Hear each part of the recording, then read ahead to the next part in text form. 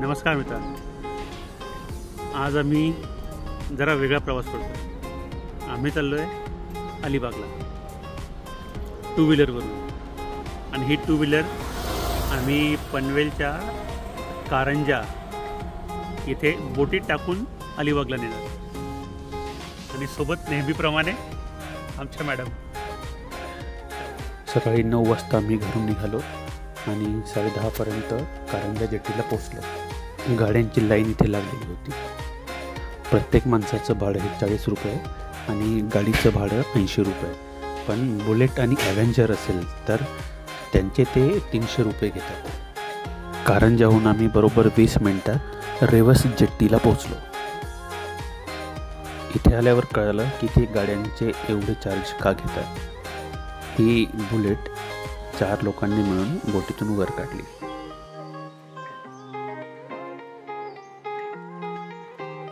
मग आम्ही बीचच्या दिशेने निघालो. रस्त्यात भूकही लागली होती. मग एका ठिकाणी थोडं थांबून थोडा नाश्ता केला आणि आवास बीचच्या दिशेने निघालो. आवासमध्ये एक सुंदर असं नागेश्वर मंदिर लागलं. तिथे जाऊन नागेश्वराचं दर्शन घेतलं आणि त्याच्या मागेच असलेल्या बीचवर आम्ही पोचलो. सुंदर असा हा बीच निर्मनुष्य होता. आम्ही तिथे थोडी मजा मस्ती केली, थोडा आराम केला आणि मग पुढे थळ बीचकडे निघालो.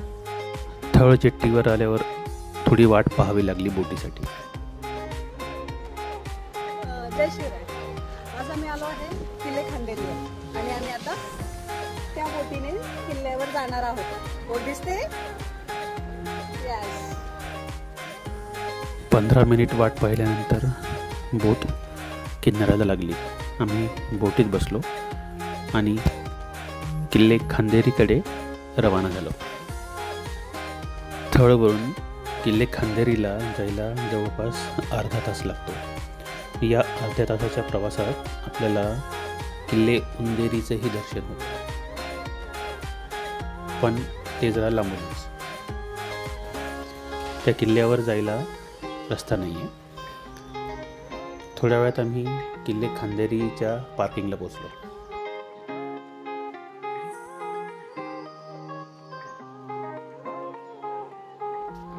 या बेटाला सरदार कान्होजी आंग्रे बेट असे म्हणतात.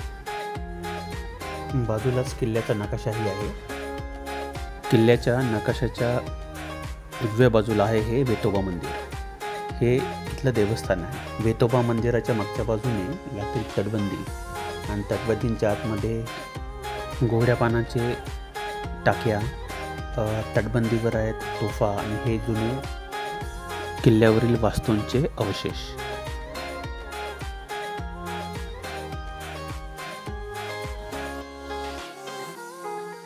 थोड्याच वेळात आम्ही पोचलो किल्ल्याच्या चोर दरवाजाकडे.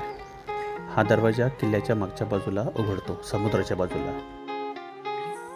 इथून खाली उतरल्यानंतर दिसणारा जो नजारा आहे तो अप्रतिम सुंदर आहे.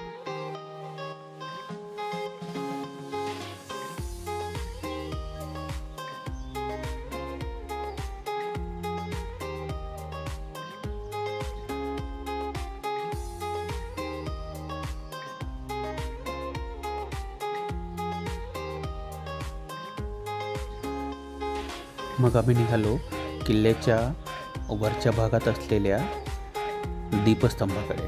त्याच्या पायथ्यालाच हे पाण्याचं टाकं, हे पिण्याच्या पाण्याचं टाकं आहे. किल्ल्याच्या वरच्या भागात दीपस्तंभ म्हणजेच लाईट हाऊस आणि एका बाजूला नेव्हीसाठी रडारही बसवण्यात आलेला आहे. हा आहे लाईट हाऊसच्या मागच्या बाजूचा बुरुज. त्यावर एक तोफ बघायला मिळते.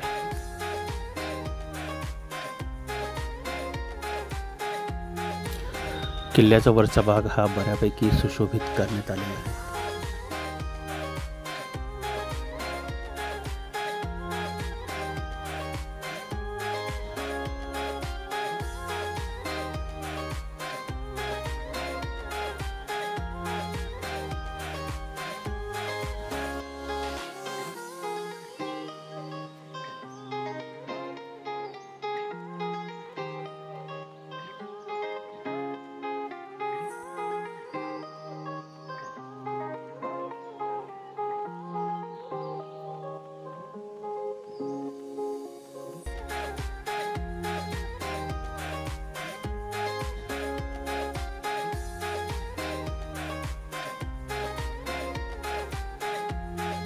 तर खंदेरीवरचा हा जो खडक आहे, या खडकावर जर आपण दुसऱ्या खडकाने आवाज केला तर तो धातूसारखा आवाज होतो. उदाहरण म्हणून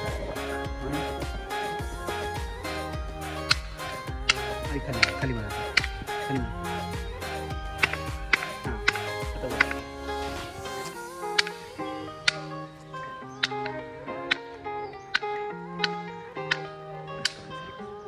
आहे की नाही विशेष? जवळपास 1 तास किल्ल्या फिरल्यानंतर आमचा मग बोटीतून परतीचा प्रवास सुरू झाला.